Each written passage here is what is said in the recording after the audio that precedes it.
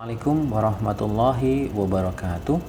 Alhamdulillahirrabbilalamin. Wassalatu wassalamu ala rasulil anbiya mursalin. Alhamdulillah, pada kali ini kita bertemu lagi untuk membahas mengenai General Eye Examination bersama saya, Khalid Kurniawan. Tujuan pembelajaran ini diharapkan setelah mengikuti ini kalian dapat memahami berbagai macam jenis pemeriksaan mata secara umum dan mampu melakukannya secara mandiri. Baik, kita mulai dari pemeriksaan segmen anterior. Segmen anterior yang akan kita periksa itu ada 6 secara garis besar, dimulai dari palpebra. Palpebra ini meliputi dari mulai dari eyebrow atau alis ya. Alis, lalu kelopak matanya sendiri. Kelopak mata juga meliputi dari kulitnya, margonya, dan bulu matanya. Lalu yang kedua, pemeriksaan tentang konjungtiva. Konjungtiva nanti ada konjungtiva 3 jenis, nanti kita bahas. Kedua berikutnya adalah pemeriksaan kornea. Kornea udah tahu ya, ini anatomi korneanya. Lalu kamera okuli anterior, yaitu bilik mata depan yang di sebelah sini. Ya. Lalu kita periksa juga bagian iris ataupun pupilnya. Dan yang terakhir kita melakukan pemeriksaan lensa. Itulah pemeriksaan pada segmen anterior. Jadi batasnya mulai dari palpebra hingga sampai ke lensa. Kita mulai dari bagian palpebra. Untuk palpebra kita mulai amati dari mungkin juga bisa ditambah dengan adanya palpasi ya. Dari palpebra baik mata kanan maupun kiri, kalau kita amati tentu saja dengan senter dan bantuan loop ya. Kalau normal palpebranya bentuknya tenang. Lalu kalau tidak normal apa saja gangguannya? Macam-macam ya. Bisa kita lihat di sini misalkan ada edem atau hematom, bisa terjadi karena trauma. Merah bengkak bisa suatu infeksi ya kan. Tidak merah tapi bengkak bisa gangguan ginjal. Proptosis, penonjolan bisa karena suatu tumor atau gangguan tiroid. Lalu ada lag ophthalmos nih, tidak bisa menutup nih gambar yang ini nih. Nah, itu merupakan contoh misalnya pada bagian karena tumor atau parese nervus. Lalu ada spasme, bisa juga karena tumornya atau karena infeksi. Lalu ada trichiasis ya, atau biasa disebabkan karena dia trakom nih, trichiasis ya. Kalau ini udah tahu ya gambarnya, ini hordeolum atau chalazion ya, itu sudah jelas harus kalian tahu. Ini juga ada ptosis pada bayi, ya kelopak matanya yang turun. Pemeriksaan berikutnya ini adalah pemeriksaan mengenai konjungtiva. Pemeriksaan konjungtiva itu ya kita lihat dengan menggunakan senter kanan dan kiri. Ada 3 yaitu konjungtiva palpebra. Palpebra terbagi 2 yaitu superior dan inferior. Ini palpebra superior, yang ini palpebra inferior. Lalu ada konjungtiva fornix. Fornix itu yang sambungan antara konjungtiva palpebra dan konjungtiva bulbi nanti. Nah, ini fornixnya. Lalu berikutnya adalah konjungtiva bulbi. Konjungtiva bulbi yang warna putih ini ya. Konjungtiva normal gambarannya adalah tenang. Kalau yang tidak tenang gimana? Ya macam-macam, bisa berupa hiperemis pada konjungtivitis atau keratitis ya. Nanti ada beda injeksinya, injeksi konjungtiva, non injeksi siliar. Lalu ada subkonjungtiva bleeding, gambar yang ini nih, konjungtiva bleeding, subkonjungtiva bleeding. Lalu mungkin ada tonjolan, misalkan nefus nih, nefus ya, tai lalat kalau kita bilang ya. Ataupun bisa juga suatu tumor. Lalu ada pingeculum ataupun adanya pterygium seperti gambar yang seperti ini. Nah, ini pingecula ini paling bawah. Ya. Baik. Lalu bagaimana untuk pemeriksaan konjungtiva palpebra superior? Untuk palpebra jadi caranya adalah gampang. Pasien disuruh melirik ke bawah, lalu dengan jari telunjuk dan ibu jari kita balikkan si kelopak mata pasien ke arah atas. Nanti di situ gambarannya apa? Macam-macam. Bisa berupa litiasis nih yang warna kuning-kuning ini. Kelihatan nggak yang gambar paling atas nih, ini kuning-kuning litiasis. Ataupun masukkan sampai seperti cobblestone. Pada konjungtiva venalis nih gambar yang bawah ya. Yang besar-besar nih ya. Nah, ini kalau susah kita bisa bantu dengan cotton bud. Ini ada videonya, bisa kita saksikan sebentar. Nah, pasien disuruh melirik ke bawah dengan telunjuk dan ibu jari, kita balikkan saja ke mata pasien. Nah, gampang ya. Kalau susah kita bantuan dengan cotton bud. Lihat bantuan cotton bud untuk mengepres saja, menekan saja ya. Baik, kita lanjutkan. Pemeriksaan konjungtiva palpebra inferior lebih gampang lagi. Pasien disuruh melirik ke atas, kita tarik kelopak mata bawahnya. Ini videonya. Pasien disuruh melirik ke atas, kita tinggal tarik kelopak mata bawahnya. Selesai. Ya. Lalu berikutnya adalah kita lakukan pemeriksaan kornea. Untuk pemeriksaan kornea, kita tentu saja amati dengan menggunakan senter baik mata kanan maupun mata yang sebelah kiri. Kita bisa menilai kerusakan epitel pada kornea dengan menggunakan tes fluorescence. Jadi kita memberikan semacam strip fluorescence ini yang ada di gambar kiri atas ini ya. Ini kertas fluorescence ya. Nanti disuruh pasien merem ya sebentar, nanti cairan fluorescence itu akan mengisi defek pada kornea seperti gambar yang mata sebelah gambar mata kanan atas ini. Nah, lalu kalau menilai sensitivitas kornea, kita melakukan pemeriksaan sensitivitas. Caranya gampang, ini kita menilai nervus kelima ya. Biasanya menurun pada pasien-pasien dengan herpes simplex. Alatnya kapas yang kita pelintir. Ya, jadi ujungnya tajam seperti gambar yang bawah ini. Ini adalah kapasnya yang dipelintir. Ya.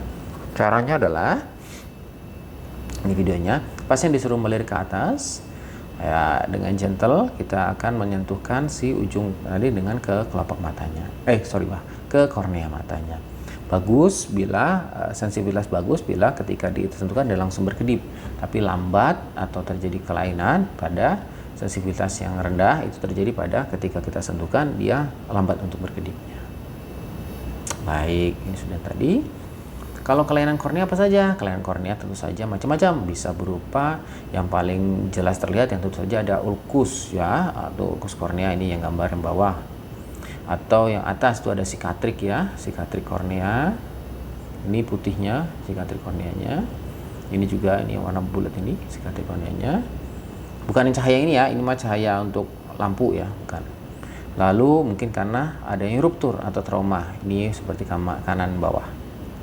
Ini luka robek pada bagian kornea sehingga irisnya keluar melalui lubang tersebut. Baik. Pemeriksaan berikutnya, ini kita pemeriksaan okuli anterior. Kamera okuli anterior ini sederhana. Pasien disuruh melihat terus ke depan. Kita memberikan pencahayaan dari bagian samping dan dari bagian depan.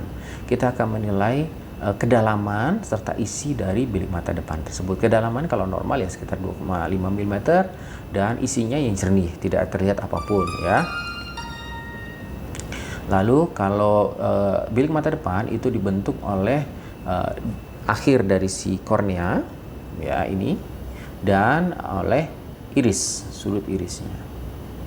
Ya, bisa kita lihat untuk gambar yang kiri ini ya, gambar yang kiri kita memberikan center pada bagian temporal.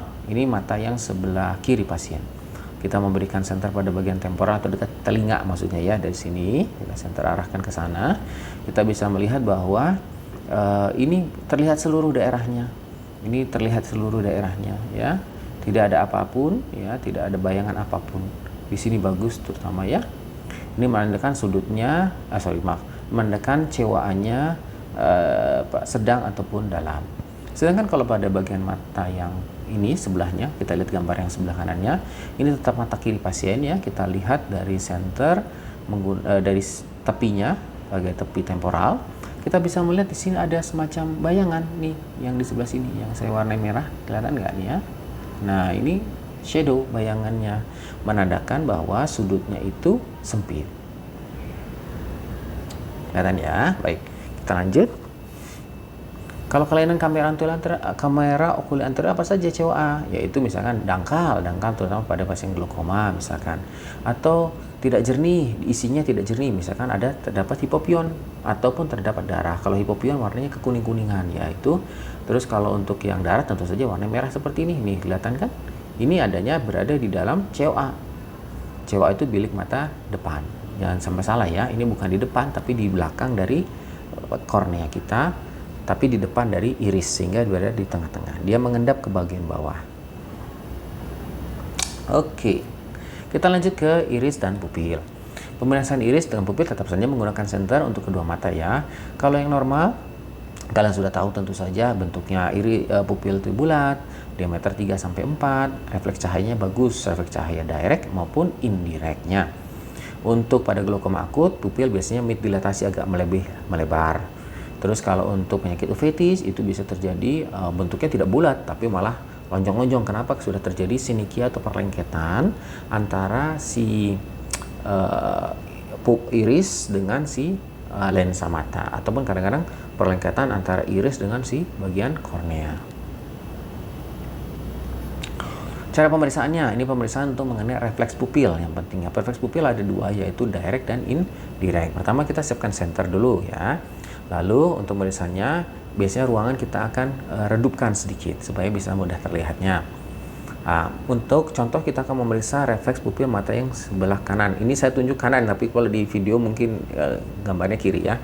Itu caranya adalah, kalau normal ketika kita berikan cahaya begini, maka si pupil yang ini akan mengecil. Itu normal.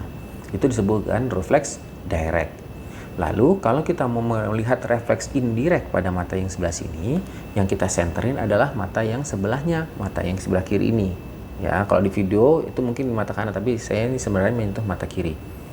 Nah, ketika saya berikan center pada mata kiri, maka mata yang kanan saya ini akan ikut mengecil. Nah, itu yang kalian perhatikan mata yang ini, karena kalian mau melihat indirectnya, refleks pupil yang indirect, bukan refleks pupil directnya. Sedangkan yang ini refleks pupil direct pada mata sebelah kirinya. Mengerti ya? Oke, gampang kok ini mah. Ini contoh videonya ya. Ini contoh kita melihat mata kanan pasien, kita senterin langsung dia mengecil ya. Ini refleks directnya. Lalu ini kita melihat refleks direct pada mata yang sebelah kiri. Sambil melihat refleks direct pada mata kiri, kita bisa melihat bahwa indirect pada mata yang kanan juga melebar. Ini kita kembali melihat refleks indirect pada mata kirinya tuh mengecil dianya ya. Oke. Jadi kena cahaya dia mengecil ya. Maaf saya kalau ada kata-kata saya salah, mungkin membesar tadi saya ngomong. Mungkin ketika kena cahaya dia akan mengecil. Baik. Pada kasus apa saja sih dia bisa mengecil dan membesar? Miosis ataupun midriasis. Miosis itu artinya mengecil, midriasis itu melebar ya. Ini ada beberapa hal yang bisa membuat mata menjadi miosis, dan pada beberapa hal yang menjadi mata menjadi midriasis. Bisa dihafalkan, salah satunya nanti sebelahnya hanya sebaliknya saja, biar gampang menghafal ya. Harus dihafal ya. Baik, berikutnya adalah pemeriksaan Hirschberg. Hirschberg ini pemeriksaan untuk posisi dari bola mata kita. Gampang sekali caranya, siapkan center biasa ya. Lalu pasien menghadap ke depan, membuka matanya dua-duanya, arahkan center 30 cm dari depan pasien setinggi pasien sini ya. Nah, terus pasien melihat ke arah sumber cahayanya. Lalu kita melihat pantulan cahaya yang ada di bagian korneanya tadi. Nanti kita lihat di sini videonya. Ini kita senterin depan langsung lurus, dan kita bisa lihat pantulannya yang ini nih, pantulan di sini. Nah, yang warna putih-putih itu ya. Gampang sekali. Nanti kita bisa melihat arah pantulan cahayanya. Bila arah pantulan cahayanya dia di luar, itu berarti dia pasiennya matanya bergulir ke bawah, ke dalam atau mendekati hidung. Itu disebut dengan esotropia. Jika pantulan cahayanya ada di dalam atau lebih dekat hidung, tapi berarti si mata pasien akan bergulir keluar, itu mendekati si telinga. Itu disebut dengan eksotropia. Nah, lalu iris yang normal juga itu tidak bebas, tidak ada lekatan. Kalau ini sebenarnya tidak termasuk dalam uji Hirschberg sebenarnya, karena uji Hirschberg hanya untuk posisi bola matanya. Ini hanya tambahan keterangan.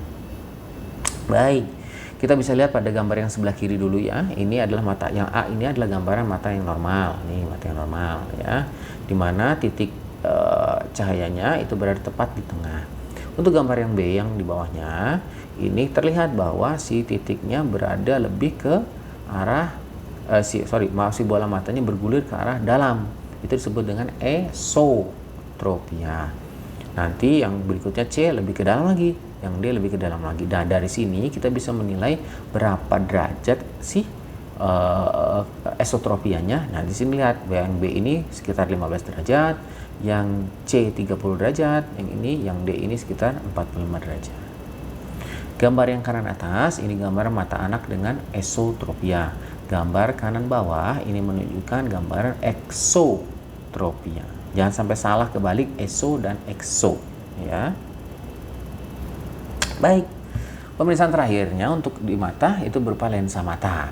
Kalau untuk lensa mata kita tentu saja lihat dengan center ya. Kedua mata lensa normal itu bersifat jernih. Kalau gambarannya tidak jernih, kalau tidak gambaran tidak bagusnya gimana?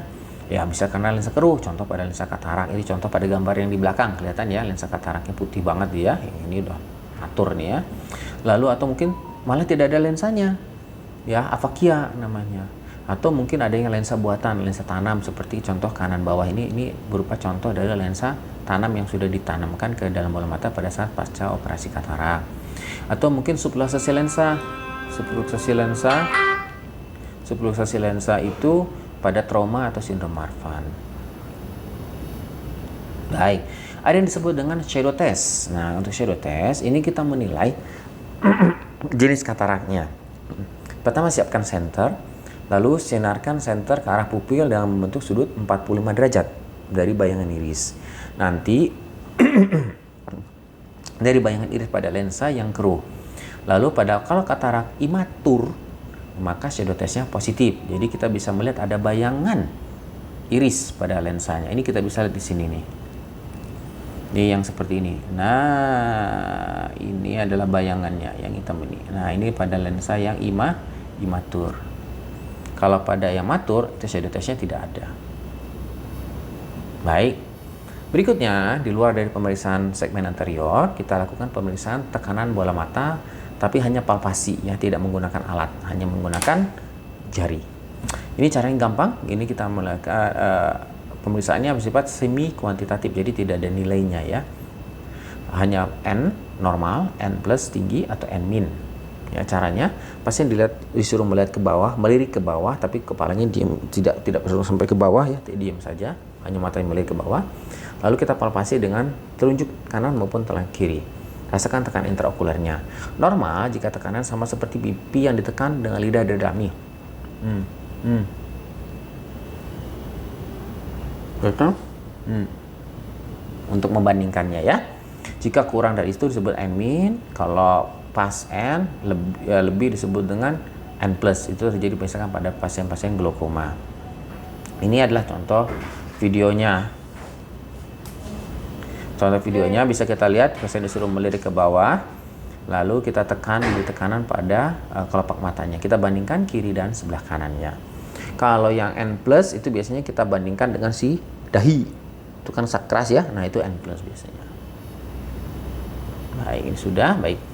Pemeriksaan berikutnya, kita melakukan pemeriksaan otot ekstraokuler. Baik, ini kita mau untuk melihat kelemahan atau kelumpuhan pada otot ekstraokuler kita. Ada berapa otot ekstraokuler? Itu kalian harus sudah tahu ya, karena itu pelajaran anatomi, saya tidak akan membahas anatominya. Jadi penderita mengikuti gerakan kita baik menggunakan pensil, pulpen, atau jari kita saja, atau mungkin senter juga bisa ya. Tapi kepala pasien harus lurus, tidak boleh ikut melirik, tidak boleh ikut bergerak kepalanya ya. Lalu buat huruf H. Ya, dari sini ke kanan.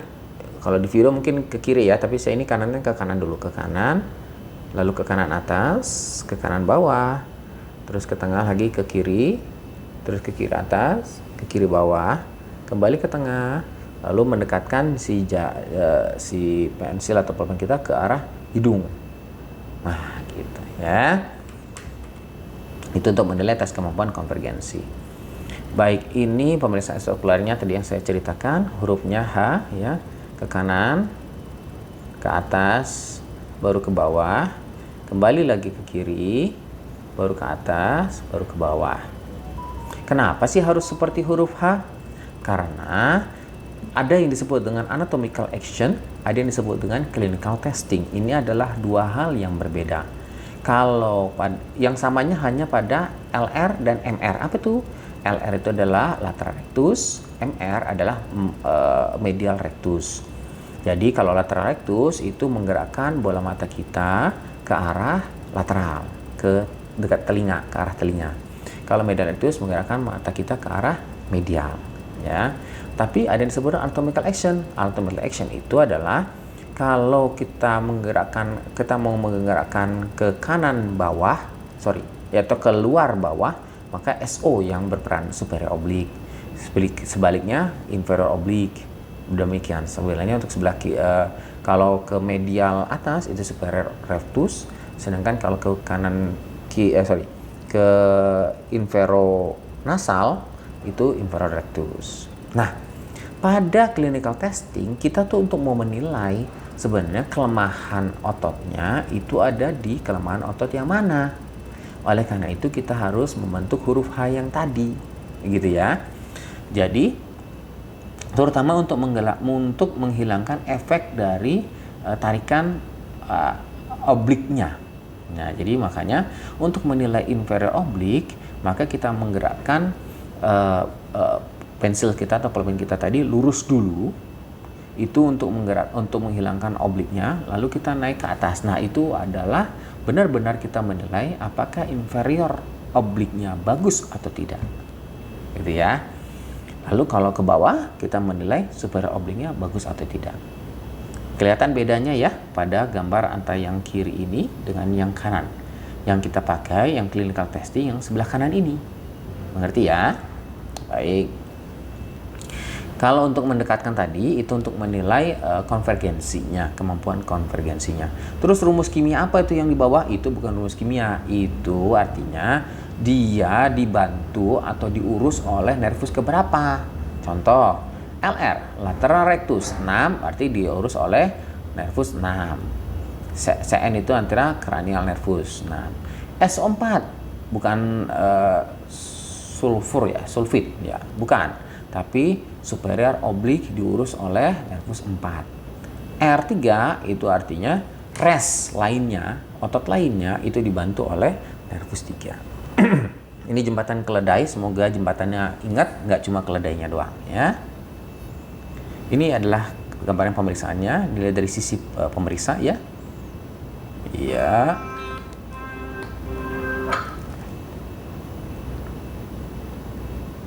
Lalu dekatkan ke pasien. Iya. Ini dari sisi sorry maaf, harus yang tadi.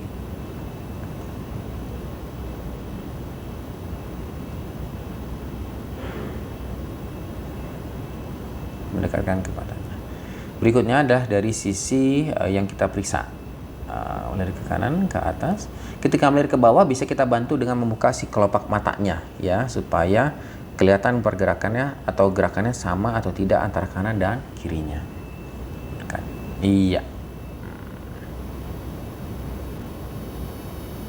Oke. Berikutnya, ini pemeriksaan lapang pandang. Ini sederhana yang kalau yang ini ya. Jadi, secara berhadapan-hadapan, kita berhadapan dengan pasien jaraknya sekitar 60 cm atau 50 cm. Pasien menutup mata yang sebelah sejajar dengan kita. Contoh berarti saya menutup mata yang kiri. Di video ini saya sebenarnya menutup mata kiri nih ya. Kalau di video mungkin mata yang kanan. Terus pasien menutup mata yang sebelah kanannya. Ya, kita menggerakkan jari kita. Nanti ada videonya, gampang ya. Lalu pasien disuruh melihat objeknya ada atau tidak. Ya, ada atau tidak. Atau terlihat atau tidak gitu ya. Tangan bisa menggunakan tangan, bisa menggunakan pulpen, pensil dari perifer. Ini gambarannya, jarak konfrontasinya. Pasien berjarak ya antara pasien dengan kita itu, tapi harus sejajar. Ingat, harus sejajar. Mata, contoh pada gambar yang kiri ini, mata kiri pasien ditutup, mata kanan dokternya yang ditutup. Jadi lalu menggunakan tangan kiri untuk menilai pada lapang pandang yang dinilai ya. Berikutnya ini videonya, gampang sederhana ya. Ya, kelihatan atau tidak bergerak dari mana? Dari kanan atas ke bawah, terus ke tengah, ke tengah ya. Dari superior bagian ke tengah. Terus dari bagian bawah, kanan bawah ke tengah.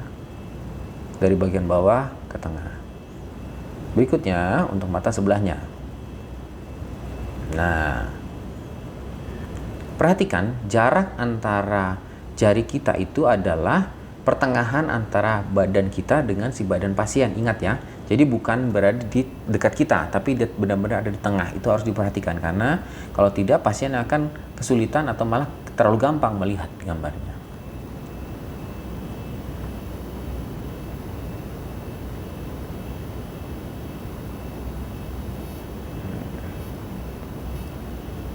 Oke. Ingat bahwa metode pemeriksaan itu adalah untuk menentukan kelainan ataukah normal pada matanya. Jadi, lakukan pemeriksaan itu dengan sebaik-baiknya, karena ini menentukan apa hasil keluaran yang bisa kita dapatkan.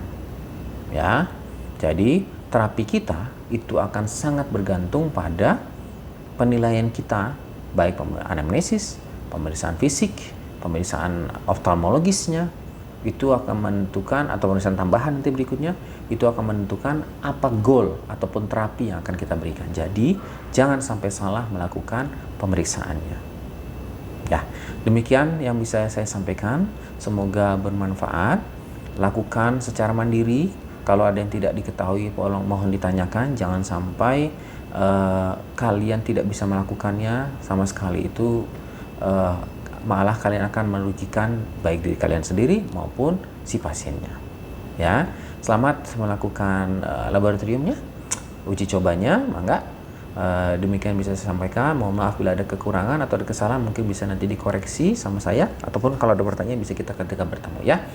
Demikian saya akhiri da'wana walhamdulillahirabbil alamin. Wassalamualaikum warahmatullahi wabarakatuh.